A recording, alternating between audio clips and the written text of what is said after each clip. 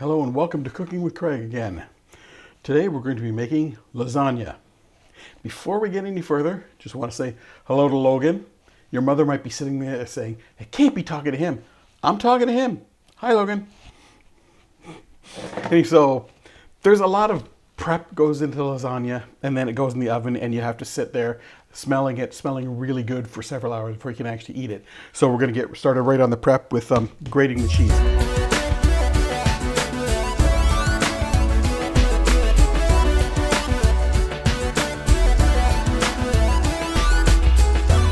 You do have the option to buy pre-grated cheese if you wish.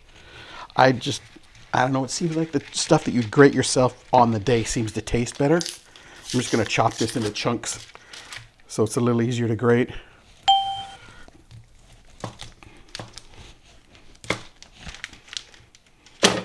This is one of the recipes that has been requested for quite some time because it is one of the recipes that a lot of my friends have tasted and they really love it. And it's like, you got to tell me how to make that. And it's like, no, I'm not telling you how to make that. So this is the day. It is finally happening. So what I've got here is just some parchment paper, which is just because I'm doing a large quantity of cheese, it's easier than trying to grate it into a bowl or something. And this way I can just pick this up and dump it into a bowl when I'm done. So there's really not a lot to this. I can't explain a lot to you here. I mean, it's great cheese. Rub cheese on cheese grater. Do not grate your fingers. Other than that, there's not a lot to it. It's just a lot of cheese to do. I'm going to be doing a fair bunch of lasagna. We're going to feed a lot of people and almost everybody's going to want to take some home as well. A lot of times lasagna is better reheated the next day than it was at the first, mostly because when you get it the first day, when it just comes out of the oven, it's going to be all molten and gooey. And it's going to smell so good, you've been waiting and you want to eat it right then. But the problem is right then, all the cheese is still like really gooey liquid and you try and get a piece out and instead you end up with like lasagna soup with some noodles. And while that certainly tastes good, it's not quite the experience you were going for. So you really need to take the lasagna out and let it cool down for, half an hour, 45 minutes, something like that. Which is agony when you can still smell it. And it's there and it's out of the oven. And why can't I eat it right now? I'm just going to show you how I make lasagna. It's really a matter of personal preference for a lot of the things. I mean, you need meat, you need cheese, you need noodles, you need sauce. Other than that, how you arrange them, for the most part, is up to you. You know, there's some people who even put, mushrooms and green peppers and chunks of tomato and stuff like that in it. And I can only hope that one day they'll find a cure for those people. And if some of you are thinking already, that's a lot of cheese, but we're making at least 2 trays, at least. Could be more depending on how much, because it's basically, I find when I do the lasagna, I tend to go with, well, how much stuff do I have? Okay, let's just fill as many pans as that will fill.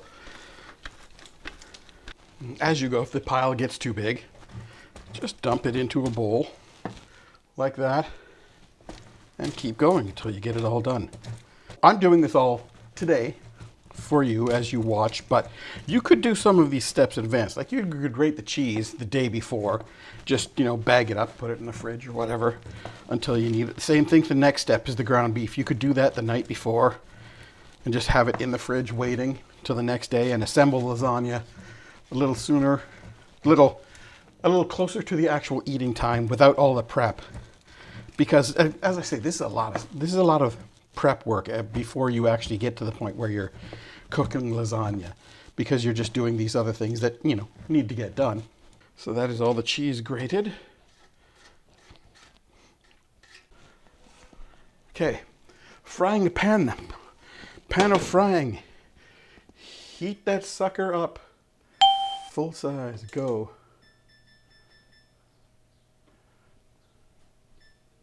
About a medium heat. We're not trying to super bake anything here. We're just gonna brown ground beef. This is 1.7 kilograms.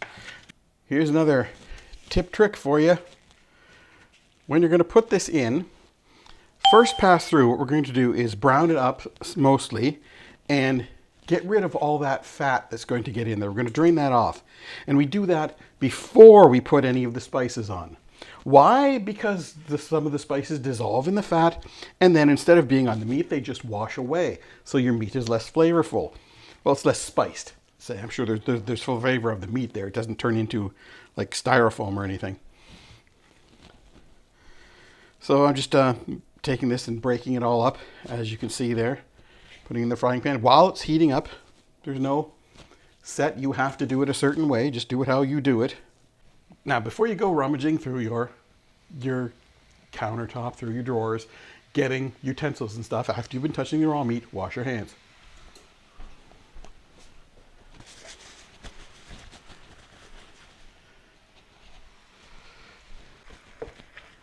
So keep turning this over as you go, because you don't want the stuff on the bottom to scorch and the stuff on top to still be raw. As I says, the goal here, as I talk goodly. As I said, the goal here is just to brown the ground beef, and then we'll be able to drain off the fat before putting the spices in.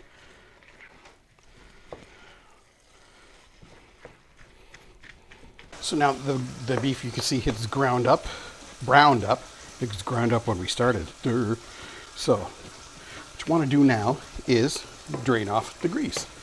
And to do that, you can either pour it into a can, or you can just dump it down the sink. But if you're going to dump it in the sink, make sure you get hot water running first, because you don't want the grease to congeal in the sink or in the pipes. You want it to run away and be gone.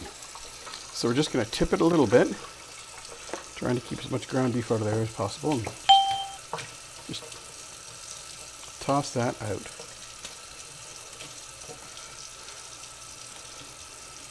And as I said, what you're seeing there is a real good spice stealer.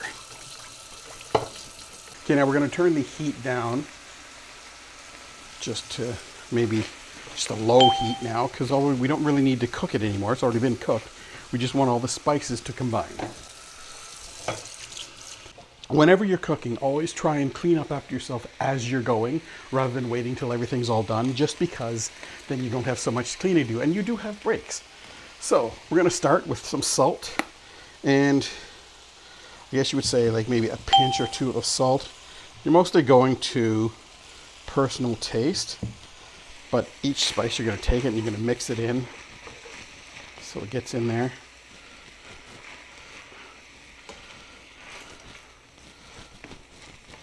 And again, you can, after you do each one of these, you can taste it to make sure that it's right. I'm not doing that today, only because I've done this so many times before. I have a pretty good idea of how much of each spice to put in. So we're going to go now with some ground black pepper. Again, the same thing, just sort of sprinkle it on there. Just a bit more. And then work it through.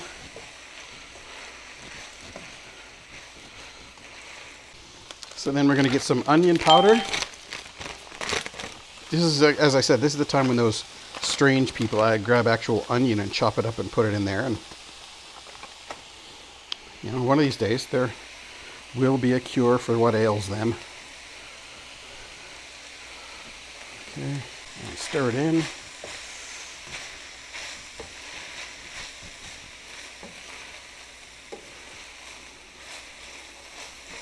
And we're going to grab some garlic powder and put that in. Here we go, a little heavier.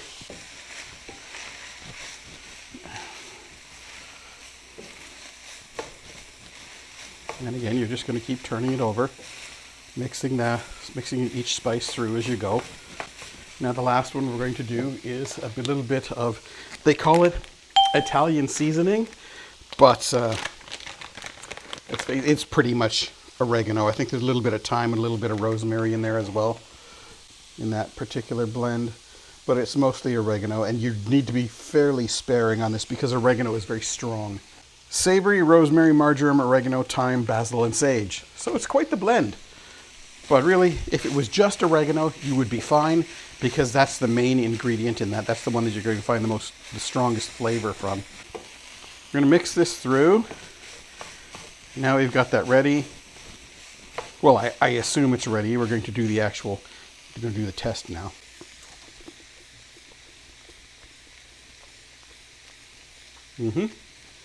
All those spices are coming through, but they're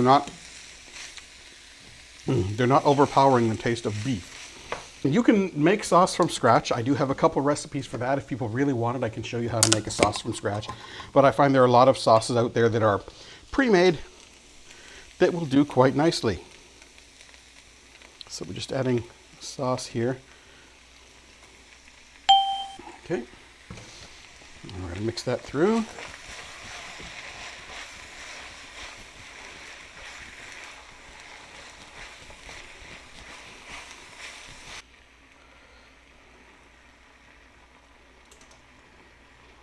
Get that all so all the beef is coated. And everything is mixed through. And we can turn off the heat because that is cooked. And that stage is done. And now you have all of your prep work finished. I'm sure some of you out there are saying, hey, wait a minute. You can't be done the prep work. You haven't done the noodles yet.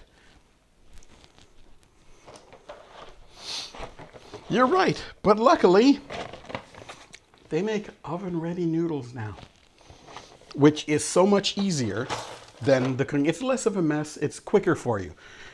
The thing you need to remember, if you're going to work with the oven-ready noodles instead of the ones that you boil, is these are going to be dry. So you're going to need to add more sauce on those layers to make sure those noodles get enough sauce on them, enough moisture in them, so they're going to soften up and become really good noodles. We're back. Now, I'm going to make several lasagna pans today. We're going to show you how to do one start to finish, and then you'll get the idea. And just repeat as needed. So, we've got the pan, we've got our mozzarella, and I did buy some grated cheese because it's easier than doing it myself. This is a mix of mozzarella, provolone romano, and emmental, and we also have parmesan, so that's right. This is a cottage cheese, 6 cheese lasagna. So, to start off, we're going to want to get a sauce base because we're going to put noodles on the bottom, but as they are the no-bake noodles, we need to have some sauce for them to absorb so they moosh up.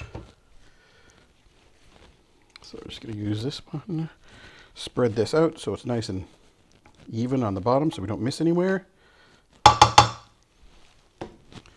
And then we're going to grab some of these here noodles and put them on the bottom. Okay, this one only goes 3 across at the bottom. I'd like to go 4, but we'll deal with what we deal with. Okay, so again, we need to add a little bit of sauce to those noodles so they will absorb it, so they won't be dry. And just gonna spread that on there. Pretty easy, huh? Okay. And you've seen some of those lasagna, store-bought lasagna, whatever. You know, the layers, they're like this thin. There's a whole bunch of noodles to get it that thick. There's like 20 layers on it. No. So we're going to start with the cheese. We're just going to make sure there's enough cheese to cover the entire layer. That's with the mozzarella. And this is with the provolone romano and emmental. Add some of that in there. Take more of that cheesy goodness. And then we're going to toss some parmesan on there.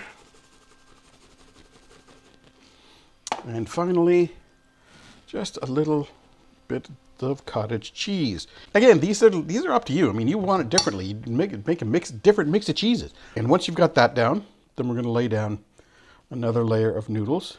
Going to overlap them a bit so we can get 4 across. I want a better coverage. I don't like that we're losing the end here.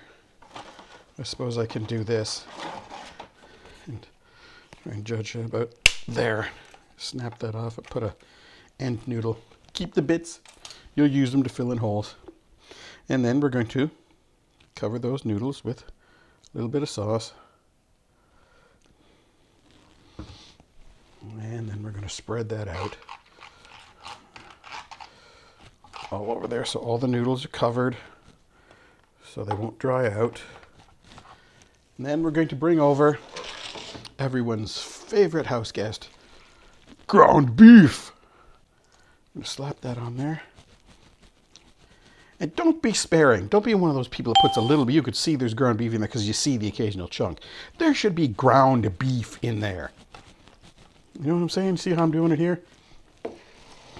This is what you got it for. Don't be stingy.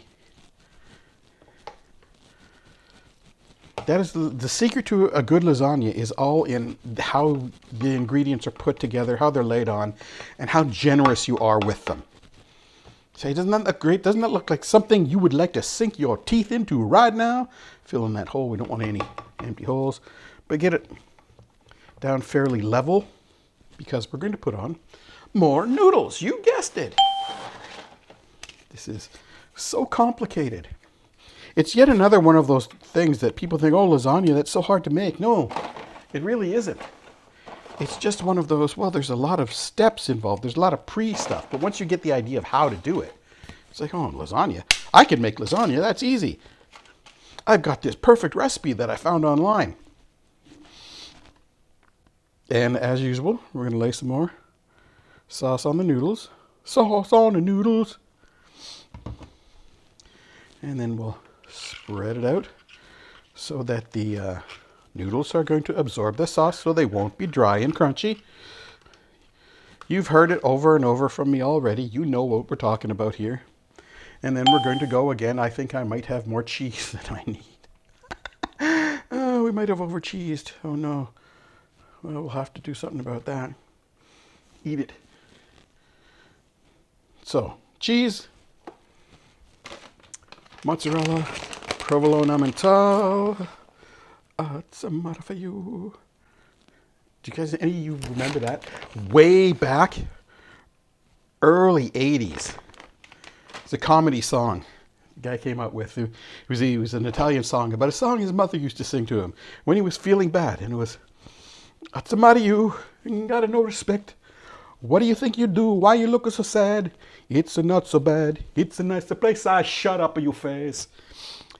I know, not politically correct. It was still funny. You can look it up, probably based on those lyrics. You can probably find it online if you want to hear the whole song.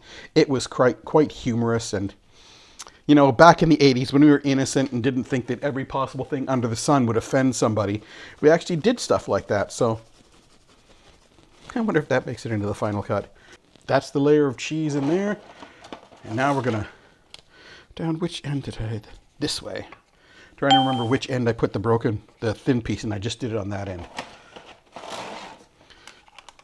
Okay. 4, and one more, makes 5. Boom, and now I got enough of those to do an end. Okay, and again, we don't want it to dry out. So we're gonna put some more sauce on this. And you're pretty much done here. Now, at this point, we're going to smooth that over, like so.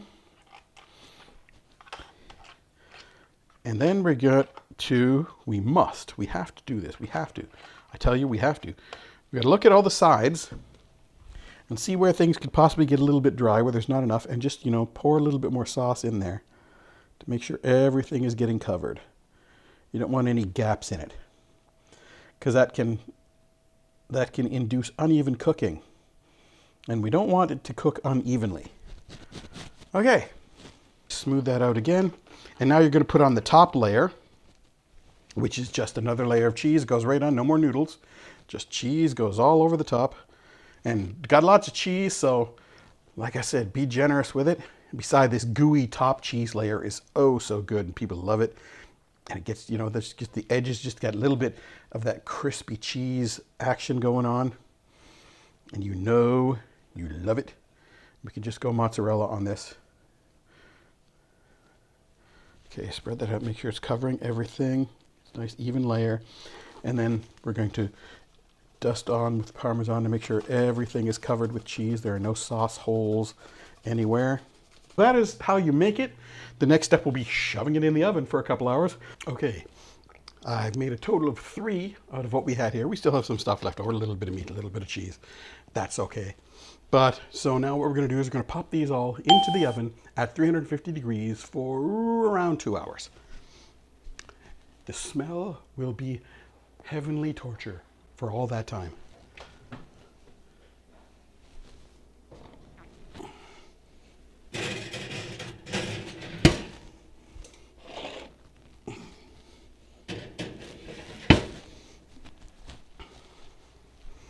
Now, because I've got 3 in, one of them is going to be on the bottom rack.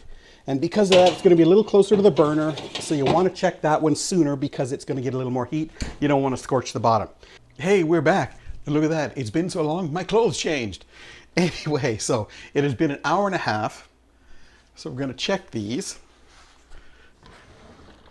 The similar method to what you would use if you were checking a cake, which is stick a fork in the center.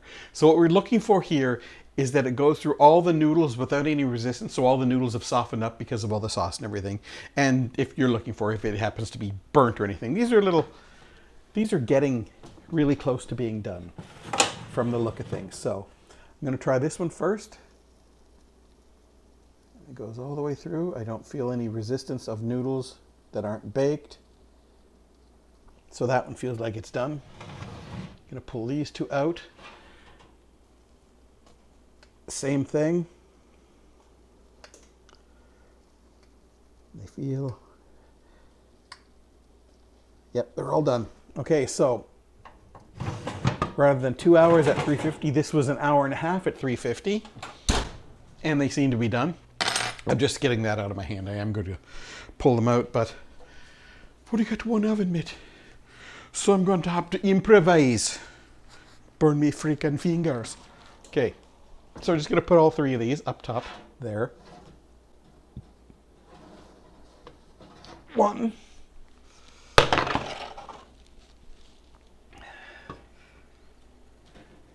Come here. Come here, you. 2. And 3.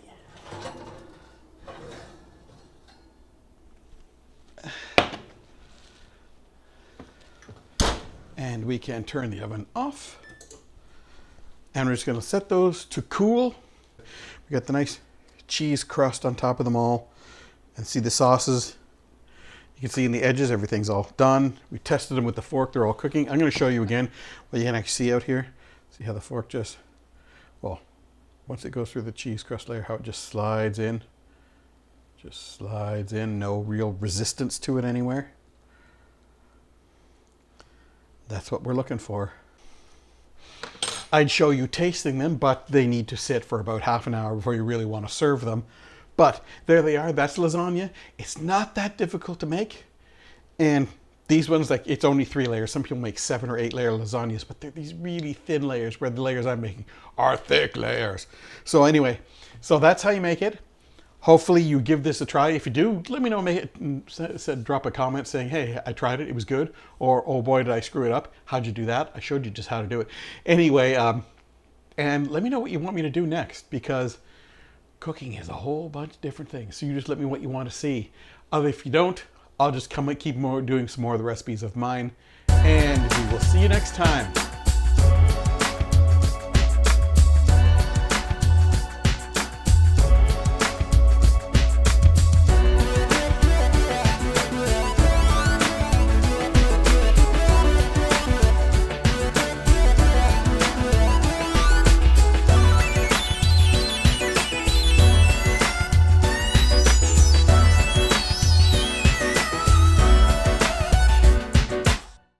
Oh, hi, you caught me in between recipes here. Just wanted to be a couple things to show you. So how about like this? That's right. Now we have Cooking with Greg merch for you to get. Hey, maybe I'm thirsty. I could use something. That's not it. That's the trophy for winning 4th place in the provincial Works Canadian Master Chef. Well, I suppose you could drink out of that, but really, put that over there. So really, I could use something to drink. Look at that! We have glasses too. So now you finish watching the video, head on over to the merch store and pick up some stuff and represent. Do it. See you next time.